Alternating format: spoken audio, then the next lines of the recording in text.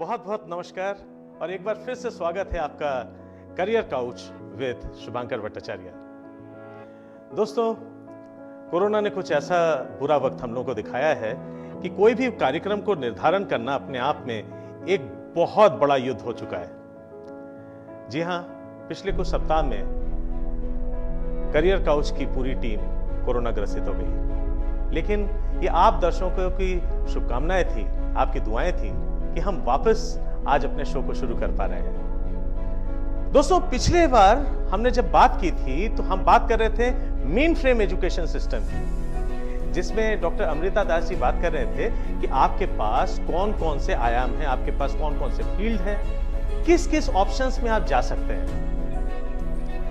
मन में जो आपके डाउट्स थे, जो करियर को लेके आपके जो सेलेक्टिव ऑप्शंस थे, उसको उन्होंने क्लियर किया। इसी बात को आगे बढ़ाते हुए आज हम बात करेंगे वोकेशनल स्टडीज पर। वोकेशनल स्टडीज एक्चुअली है क्या? वोकेशनल स्टडीज यानी व्यावसायिक शिक्षा। व्यावसायिक शिक्षा यानी आपकी जो प्राथमिक शिक्षा रही उसमें हम व्यावसायिकता कितनी डाल सकें, यानी प्रैक्टिस, यानी अप्रेंटिसशिप, यानी इंटर्नशिप। जी हां, इन हैंड जॉब एक्सपीरियंस जिसे हम कहते हैं। क्या होता है ये इन हैंड जॉब एक्सपीरियंस? डॉक्टरी तो पढ़ ली, अब ऑपरेट कैसे करना है। इंजीनियरिंग कर ली, अब पेचकस कैसे चलाना है। कुछ इसी तरीके की बातें हैं। लेकिन क्या ये बातें आफ्टर एजुकेशन होनी चाहिए? जी नहीं। न्यू एजुकेशन पॉलिसी के हिसाब से कुछ बड़े तब्दीलियां की गई। इन बड़ी तब्दीलियों में रहा कि 6 to 8 में नो बैग्स डे भी किया गया। नो बैग्स डे का मतलब है कि कुछ ऐसे दिन जिसमें आपके बच्चों को अपने हाथ से करने वाले कामों को सिखाया जा सके। बहुत बड़ा स्टेप है ये, और आगे आने वाले समय में ये वोकेशनल स्टडीज का वो पैरामाउंट एक फ्रेमवर्क बैठाएगा जिसके तहत आगे आने वाले जो जॉब सर्चेस हैं, जो नौकरियां जो हैं, उसको मिलना बहुत आसानी हो जाएगी। तो वैकल्पिक शिक्षा ने वाकई हमारे लिए कई विकल्प खोल दिए। जब इन हैंड जॉब एक्सपीरियंस की बात आई तो लोगों ने समझा कि यहाँ पे अप्रेंटिसशिप और इंटर्नशिप का रोल कितना ज्यादा बढ़ जाता है। चाहे वो मीडिया की बात हो, मास कॉम की बात हो, फाइन आर्ट्स की बात हो, एडेप्टिव स्किल्स की बात हो, सॉफ्ट स्किल्स की बात हो। बात जब हम सॉफ्ट स्किल्स की करते हैं तो आज के दिन में ये बहुत इंपॉर्टेंट चीज है, क्योंकि इंटरव्यू फेस करना, जीडी फेस करना, एक इंटरव्यू पैनल को फेस करना, उसका एटिकेट, उसकी कॉन्फिडेंस, उसका एटीट्यूड, ये सारी चीजें सॉफ्ट स्किल्स सिखाती है। तो आइए दोस्तों, आज हम कुछ वोकेशनल स्टडीज को और स्किल डेवलपमेंट को एक साथ लेकर डिस्कस करते हैं श्री प्रतीक हीरा जी के साथ। तो दोस्तों, आज हमारे साथ स्टूडियो में उपस्थित हैं श्री प्रतीक हीरा। श्री प्रतीक हीरा IATU के स्टेट चेयरमैन हैं, साथ ही में ये फिकी के टूरिज्म बॉडी के भी स्टेट चेयरमैन हैं, और इसी के साथ मुझे बहुत खुशी होता है बताने को कि ये steering committee for vocational studies and skill development उसके सदस्य भी हैं। प्रतीक हीरा जी से शायद ही कोई अच्छा व्यक्ति ऐसा होगा जो कि व्यावसायिक शिक्षा के ऊपर पूरे ध्यान को केंद्रित कर सके, और ये आज आपको बताएंगे कि व्यावसायिक शिक्षा आगे आने वाले समय में कितना ज्यादा अनिवार्य होने वाला है। तो प्रतीक जी, आपका बहुत बहुत स्वागत है। बहुत बहुत धन्यवाद आपका हमें करियर काउच में बुलाने के लिए। प्रतीक जी, मैं जानना चाहूंगा कि ये जो स्टीयरिंग कमेटी जो बनाई गई उत्तर प्रदेश सरकार के अंतर्गत, तो आखिर इसका उद्देश्य क्या है? क्या इसका मेन हम क्या चाहते हैं इस स्टीयरिंग कमेटी से? हम क्या उद्देश्य हम पाना चाह रहे हैं? देखिए, एम्प्लॉयमेंट जो है वो हमारे देश की प्रॉब्लम रही है, और उसी तरह से हमारे प्रदेश की भी प्रॉब्लम रही है, और हमारे चीफ मिनिस्टर जो हैं वो इस चीज़ को भली भांति समझते हैं, और उनका एक ये विज़न है कि हम एम्प्लॉयमेंट यूथ के लिए जनरेट करें और लोगों की एम्प्लॉयबिलिटी बढ़ाएं। उसी के अंतर्गत जो है भारत सरकार ने 2016 के आसपास, अगर हम सही हैं तो, उन्होंने एक नेशनल स्कीम निकाली थी अप्रेंटिसशिप की। उसी उसकी उसी ही कड़ी में हमारे जो चीफ मिनिस्टर हैं श्री योगी आदित्यनाथ जी, उनका ये विजन था कि हम उसी को इजाफा करते हुए उन्होंने 2020 में एक उसी में एडिशन करा जिसमें एक स्टीयरिंग कमेटी का गठन हुआ, और उसका उद्देश्य यही था कि हम अप्रेंटिसशिप जो है, ऑन जॉब ट्रेनिंग्स जो है, वो हमारे जो बच्चे टेक्निकल एजुकेशन ITI में, पॉलिटेक्निक्स में पढ़ रहे हैं, उनको हम किस तरह से ऐसा एम्प्लॉयबिलिटी बर्थ बना दें कि इंडस्ट्रीज उसको पिकअप कर सकें। और ये एक ब्रिज बनाने का जो पहल है वो ये कमिटी करेगी between the industry and the educational institutions. तो दोनों एक ब्रिज का काम करेगी, और जो इंडस्ट्री को जिस तरह का प्रोडक्ट चाहिए उस तरह का प्रोडक्ट जो है वो उनको देगी। प्लस इंडस्ट्री को ये भी झिझक नहीं होगी कि उसको ऑन जॉब ट्रेनिंग उस बच्चे को नहीं है, या उसको जो स्किल सेट्स रिक्वायर्ड हैं उनको इमीडिएटली काम के लिए वो नहीं है, उसकी एक झिझक इंडस्ट्री से खत्म हो जाएगी। ये बात आपने प्रतीक जी बहुत अच्छी बात कही कि जो इंडस्ट्री और एक जो ट्रेनिंग और अप्रेंटिसशिप का एक जो साझा एक कार्यक्रम जो साझाने की जो कोशिश जो उत्तर प्रदेश सरकार की है वो वाकई काबिले तारीफ है। लेकिन मैं एक चीज जानना चाहूंगा, जब हम वोकेशनल स्टडीज की बात करते हैं, इतने सारी चीजें हैं, इतने सारे फील्ड्स हैं, इतने सारे इंडस्ट्रीज को हम टारगेट करते हैं, आखिर कैसे करके आपको लगता है कि बच्चों में वो चीज पता चले कि भाई उन्हें कौन से स्किल सेट्स आने चाहिए, उन्हें वो कौन से दिशा में जाना चाहिए।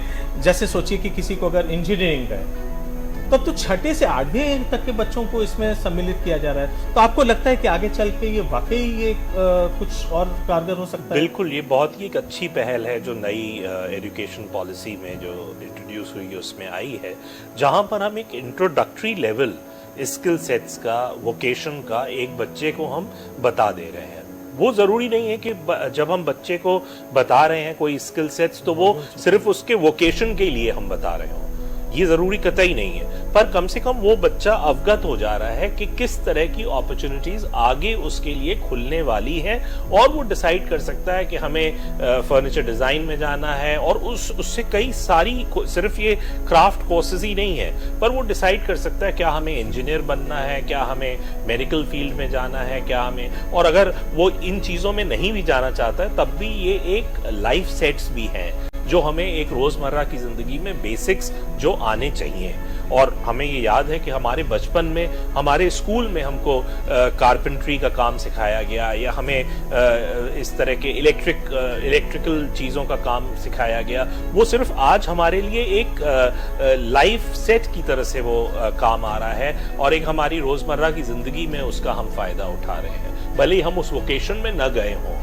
पर ये तो एक बहुत अच्छी पहल है जो NEP ने में करी गई है, कि जहां बच्चों को हम पहले से उस चीज का एक हम समझिए एक नमूना दिए दे रहे हैं। जी जी प्रतीक जी, एक बहुत अहम सवाल उठता है। बात यह है कि जैसे कि कई इंडस्ट्रीज देख रहे हैं, फॉर एग्जाम्पल आप तो टूरिज्म ट्रेड से बहुत लंबे समय तक जुड़े रहे, तो टूरिज्म एज एन इंडस्ट्री इस समय टोटली डाउन जा रहा है। चलिए कोरोना की वजह से है, कोई बात नहीं, लेकिन क्या नहीं लगता कि जब एक पूरी इंडस्ट्री नीचे चली जाती है तो उस इंडस्ट्री के साथ जुड़े हुआ जो पूरा जो एक फ्यूचर है, एक जो करियर है, वो भी कहीं ना कहीं लुप्त होता चला जा रहा है, वो भी कहीं ना कहीं लुप्त हो जाएगा?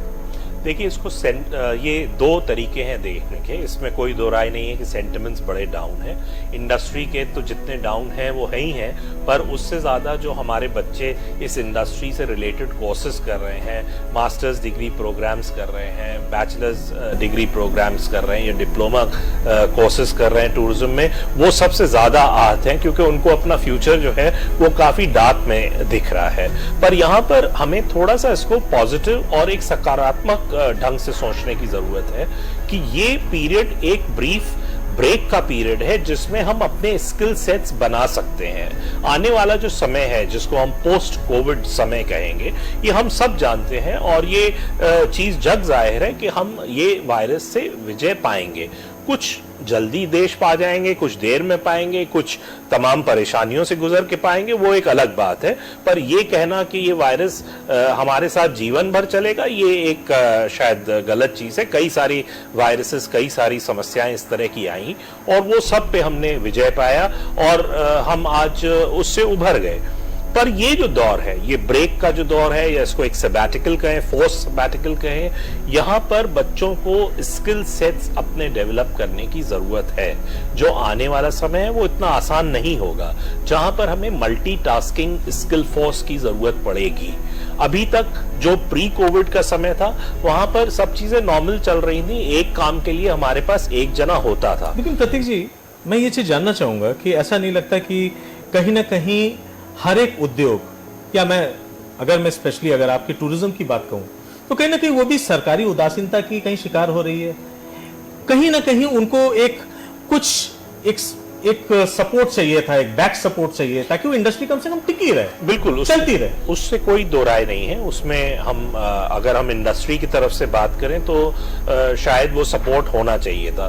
पर फिर उसी के साथ अगर हम गवर्नमेंट के साइड में जाके बात करें तो किन किन इंडस्ट्रीज को कितना कितना सपोर्ट दिया जाए, ये भी एक बहुत बड़ा सवाल था। और खासकर एक हमारे मुल्क के लिए जहां पर इतनी ज्यादा पॉपुलेशन है और इतनी ज्यादा ऑलरेडी परेशानियां हैं, तो आज की डेट में तो ऑफ कोर्स गवर्नमेंट का जो रुझान है वो पहले तो जो इमीडिएट प्रॉब्लम हमारे सामने है सेकेंड वेव की, या हमारे मेडिकल व्यवस्थाओं को रैंप अप करने की, यहां पर जो स्किल सेट्स हैं, वोकेशनल एजुकेशन है, वो भी काम की चीजें हैं। इसमें आपको अवसर देखने पड़ेंगे।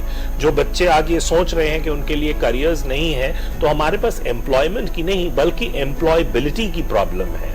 आज की डेट में अब वेंटिलेटर्स आपके पास हैं, पर वेंटिलेटर चलाने वाले ऑपरेटर्स नहीं हैं। आपके पास मेडिकल स्टाफ के कॉन्टेक्स्ट में आपके पास कंपाउंडर्स की, नर्सिंग स्टाफ की कमी आज आपके सामने आ रही है और ये कमी बढ़ती ही जा रही है। और ये सिर्फ हमारे मुल्क की बात नहीं है, बल्कि अगर कोई बच्चे इस तरह के वोकेशंस चुनते हैं, इस तरह के फील्ड्स में आते हैं, तो एक बहुत बड़ा होराइजन उनके लिए इंटरनेशनली खुल जा रहा है।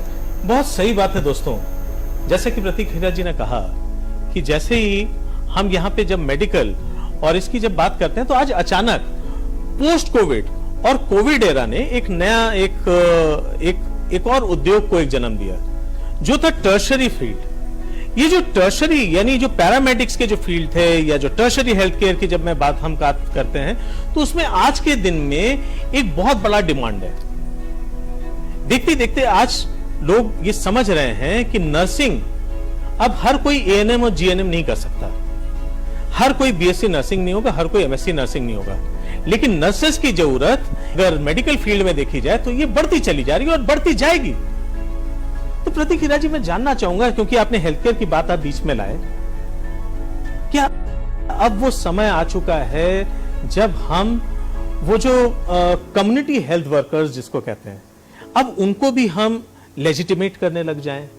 सरकार कोई एक ऐसा नया रास्ता ढूंढे जहां जो पहले जिसको गांव में झोला छाप डॉक्टर कहते थे, शायद अब उनको भी अब साथ में लेने का वक्त आ चुका है।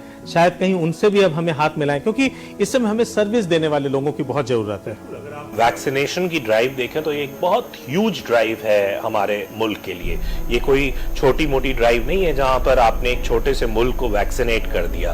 उसमें हमारे वैक्सीनेटर्स को डेवलप करने की जरूरत है। एक्सक्लूसिव इस तरह का फील्ड जिसका सिर्फ काम जो है वैक्सीनेशन लगाना और ये मॉनिटर करना कि जिसको हमने वैक्सीन दी है उसको कोई इस तरह की प्रॉब्लम वैक्सीन देने के बाद तो नहीं हो रही है। अगर हमारे पास इतने पर्याप्त वैक्सीनेटर्स होते तो शायद हम घर घर जाके टीकाकरण कर सकते। जिस तरह से हम लोगों ने पोलियो पे विजय पाई, उसी तरह से शायद हम कोविड पे भी विजय पा सकते थे। तो यहां पर इस तरह की भी कोई पॉलिसी डिजाइन करने की, और भारत सरकार, प्रदेश सरकार उस दिशा में बिल्कुल सोच रही है, क्योंकि वो खुद चाहती है कि हम इस कोरोना की लड़ाई में जल्द से जल्द जो है वो उभर सके। प्रतीक जी, इसी के चलते हमारे एक स्टूडेंट हैं कशिश, ये 10वीं क्लास से हैं और ये पूछ रही हैं कि लो कॉस्ट वोकेशनल प्रोग्राम, इसमें उनका क्या फ्यूचर है, ऐसे कौन से कोर्सेस हैं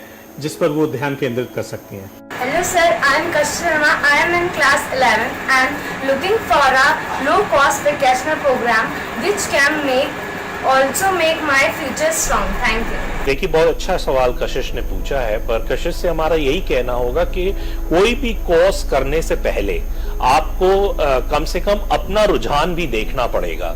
बहुत लोग जो है ये जानते हैं कि हम क्या कर सकते हैं, पर बहुत कम लोग ये जानते हैं कि हम क्या नहीं कर सकते हैं। तो आपको अपना किस तरफ झुकाव है उसको देखना पड़ेगा, और उसी के बाद आप कोर्सेज, तमाम सारे कोर्सेज हैं जो कि इस फील्ड में अवेलेबल हैं, अलग अलग फील्ड्स में अवेलेबल हैं, और आप उसमें से अपने रुझान के मुताबिक कोई भी चुन सकते हैं। सर, एक हमारे छात्र हैं, वो पूछ रहे हैं। Hi, my name is Komal Verma. I am graduate and looking for a job. So please let me know a handful of such vocational courses which can help me out. Graduation के बाद तो एक पूरा horizon सामने खुल के आ जाता है, पर इसमें इनको डिसाइड ये करना पड़ेगा कि इनका रुझान किस तरफ है। ये साइंस की पढ़ाई इन्होंने करी है, बायोलॉजी साइड से हैं ये, या फिजिक्स साइड से हैं, किस तरह से इन्होंने पढ़ाई करी है, और उसके ऊपर कभी भी एक वोकेशन का, हमारा मानना ये है, वोकेशनल कोर्स जब भी कोई चुने तो वो अपने इच्छा अनुसार, अपने इंटरेस्ट के अनुसार अगर वो चुने तो उसमें उसको सक्सेस मिलती है। बहुत सारे छोटे क्राफ्ट कोर्सेज होते हैं, डिप्लोमा कोर्सेज होते हैं, 1 साल के डिप्लोमा होते हैं, पोस्ट ग्रेजुएट डिप्लोमा कोर्सेज होते हैं जो कि ग्रेजुएशन के बाद लिए जा सकते हैं, छोटे सर्टिफिकेट कोर्सेज होते हैं। अक्सर ये देखा गया है कि हमारे कंट्री में लोग कतराते हैं डिप्लोमा कोर्स लेने से या एक सर्टिफिकेट कोर्स लेने से, पर ये एक बहुत ही अच्छी ब्रिजिंग अपॉर्चुनिटी होती है किसी के भी करियर के लिए, जो आपके स्किल्स को एक बढ़ावा देती है और आपको एक स्किल के लिए तैयार करती है, और आपके लिए कई सारी जॉब अपॉर्चुनिटीज जो हैं वो खोलती हैं। तभी हमारा कहना यह है कि स्किल डेवलपमेंट इसी का नाम है बेसिकली, वोकेशनल एजुकेशन इसी का नाम है बेसिकली। तो आप डिग्रीज के फैंसी नामों की तरफ या फैंसी यूनिवर्सिटीज की तरफ न जाएं, आप अपने स्किल्स को स्ट्रॉन्ग करें, वो आपको एक बेहतर अपॉर्चुनिटी लेकर सामने आ सकता है। Hello, my name is Divyanshi Raj and I am pursuing graduation.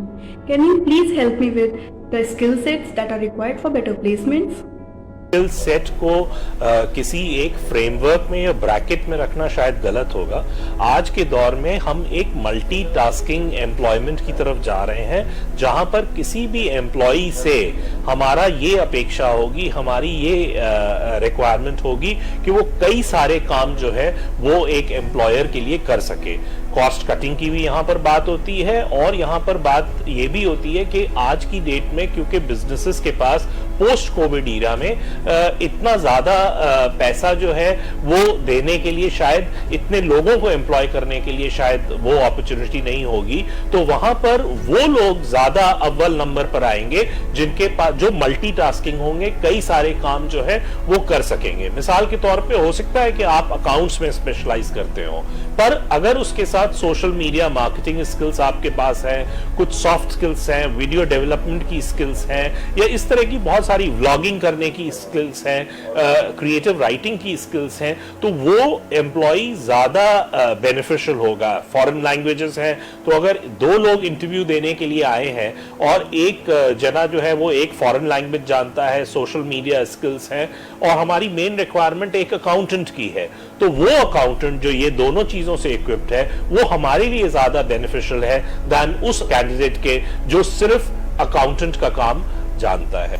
तो अगर मैं यही कह दूं कि अभी जैसे मीडिया के लिए जो कोर्सेस हैं, जो अभी हम लोग बात कर रहे थे, तो उस पे आपकी स्टीयरिंग कमेटी कैसे हेल्प कर सकती है? क्या सरकारी कुछ हमें ऐसा कुछ मिल सकता है जिसमें स्टूडेंट्स को कुछ बढ़ावा मिल सके, या वो देख सके कि उनके इंटर्नशिप में कुछ फायदा मिल पा रहा है? स्टूडेंट्स के लिए स्टाइपेंड के प्रोग्राम हैं, और अगर मीडिया हाउसेस सामने आना चाहते हैं तो बहुत सारे इस तरह के कोर्सेज जो ITIs या पॉलिटेक्निक कंप्यूटर्स में करा रहे हैं, या अपने और जो कैमरामैन के कोर्सेज हैं, उन सबको जो है वो लेते हुए एक ऑन जॉब ट्रेनिंग के लिए अलग अलग मीडिया हाउसेस में जा सकते हैं और अपनी ऑन जॉब ट्रेनिंग कर सकते हैं, और स्टाइपेंड का जो भार है वो सरकार उठा सकती है। अगर हमारे पास पर्याप्त टेक्निकल स्टाफ होगा, कैमरामैन होंगे, एडिटर्स होंगे, तो हम शायद उस चीज को, उस गैप को फिल अप कर सकेंगे। प्रतीक जी, बहुत बहुत सही बात की आपने कि जैसे जैसे इंटर्नशिप या अप्रेंटिसशिप में जब सरकारी हाथ बढ़ने लगता है तो क्या होता है कि लॉकडाउन के तहत भी, और जब ये कर्फ्यू लगा हुआ है, चारों तरफ चीजें बंद है, तो एटलीस्ट बच्चों में कुछ ना कुछ एक उत्साह जो है वो बना रहता है। लेकिन प्रतीक जी, इसी तरीके से मेडिकल लाइन है, कई ऐसे फील्ड्स हैं जैसे टूरिज्म सेक्टर है, लेकिन जो इंडस्ट्रीज डाउन है, कोर सेक्टर इस समय डाउन है, टूरिज्म डाउन है, मैन्युफैक्चरिंग इंडस्ट्री बहुत खराब स्थिति से गुजर रही है, एविएशन। प्रतीक जी, आपको नहीं लगता कि अब समय आ चुका है जब सरकार इस बात को समझे कि एक रेडीनेस जो इंडस्ट्री दोबारा ताकि उभर सके उसका प्लेटफॉर्म बना रहना चाहिए? इसको लेकर थोड़ा सरकार को थोड़ा और ज्यादा प्रोएक्टिव मेजर्स को लेना जरूरी है। बिल्कुल, हम पूरा इत्तेफाक रखते हैं आपकी बात से, और सरकार इस चीज़ से अवगत है कि उसकी क्या ड्यूटीज़ हैं। अभी की बात करना, शायद अभी इस मौके पर बात करना जब हम एक सेकेंड वेव से गुजर रहे हैं, तो शायद गलत होगा, पर साथ में सारे डिपार्टमेंट्स मिलके एक बहुत ही कारगर तरीके से, एक बहुत ही एंथुजियास्टिक तरीके से जो है डे टू डे मीटिंग्स कर रहे हैं इंडस्ट्री को सर्वाइवल के लिए और रिवाइवल के लिए, और भारत सरकार की और उत्तर प्रदेश सरकार की दोनों ही तरफ से इस तरह की स्कीम्स चल रही हैं जिसमें हम लोगों को बहुत ज्यादा सपोर्ट इंडस्ट्रीज को दिया जाता है। पर इंडस्ट्री हमेशा ये चाहेगी कि उसे मैक्सिमम और सपोर्ट मिले, और ज्यादा सपोर्ट मिले। तो अगर हम इंडस्ट्री के रिप्रेजेंटेटिव की तरफ से बोलें तो हम शायद सरकार से यही बोलेंगे कि शायद हमें और की जरूरत है। पर यह कहना गलत होगा कि सरकार जो है वो बिल्कुल ध्यान नहीं दे रही है या इंडस्ट्री की तरफ नहीं सोच रही है, क्योंकि अल्टीमेटली इकोनॉमी जो है, जो सरकार की भी जो रेवेन्यू है, वो भी इंडस्ट्री से चलना है, और सरकार को ये चीज भली भांति मालूम है। प्रतीक जी, एक बहुत अहम चीज है, मैं जानना चाहूंगा कि कौन कौन से ऐसे अहम रास्ते हैं, अहम फील्ड्स हैं जहां पे कि बच्चे वाकई अपना ध्यान, ये मतलब वोकेशनल कोर्सेज के हिसाब से देखा जाए तो उस पर ध्यान केंद्रित कर सकते हैं और उससे उनकी एम्प्लॉयबिलिटी अच्छी हो सकती है। मैं आप ही की बात को थोड़ा घुमा के रख रहा हूं। देखिए, देखा अक्सर ये गया है कि जब हम पढ़ाई की तरफ जाते हैं या पढ़ रहे होते हैं तो हम बाकी स्किल सेट्स को डेवलप करना भूल जाते हैं।